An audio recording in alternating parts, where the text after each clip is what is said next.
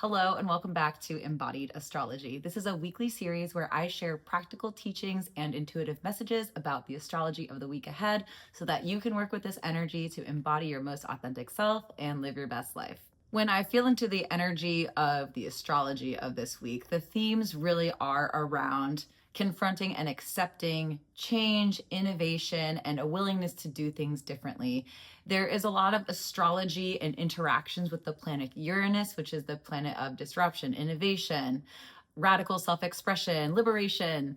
And as we move through the week, we are getting these opportunities to reevaluate in which ways that we need to shake things up, ways that we can flip things on its head to see things a little bit differently so that we are living and acting in alignment with our values. Recall that we are in Aquarius season, which is all about collective and community and our neighborhoods and how we are all working together towards a better future. And so as we're experiencing this energy of change, kind of this confrontation of how are we thinking about things and how might we want to think about them differently? What are we valuing and how might we want to act accordingly?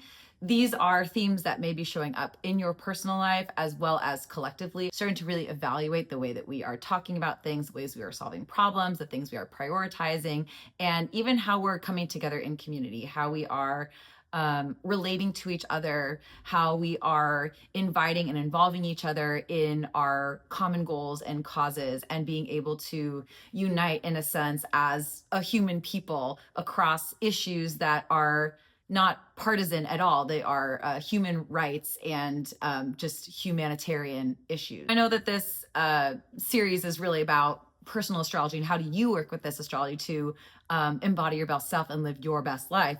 We are just in this period of very collective, community-focused, future-thinking astrology that I would be remiss if I didn't mention kind of the overall communal, global, geopolitical sort of implications of this astrology.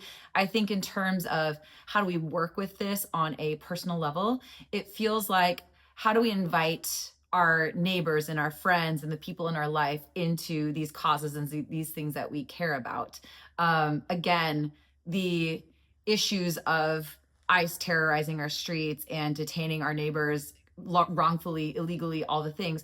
This is not a partisan issue. This is simply a humanitarian human rights issue. And how can we bridge the divide, along party lines that has really just intensified so much, like in the last decade and possibly even more.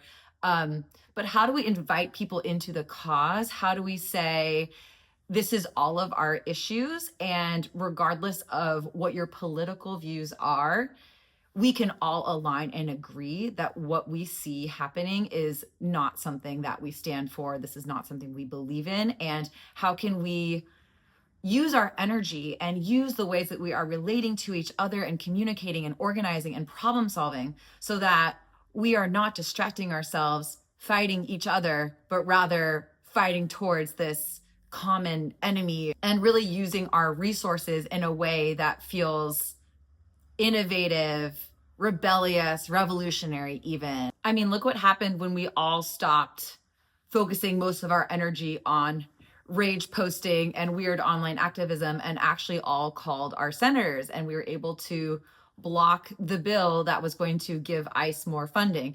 I really hope between now and the time that I post this, Congress doesn't do anything to fuck this up. But wasn't that exciting to witness? We're starting to understand that together, collectively, we have a voice and we have power, and it's really time to start acting like it and to think about how we want to harness this energy and keep this momentum going. And I think on a personal as well as collective level, this is a great week to really envision the future that you want to see and create for yourself, and really share that vision with other people, to put yourself out there to say, hey, I have this crazy idea, but what if I XYZ LMNOP? Or can you help me with my XYZ LMNOP? This is really a week for us to shed any sort of restrictions that feel societal or generational or whatever it may be, and to really just plant our flag in the sand again for our personal goals, for our collective goals,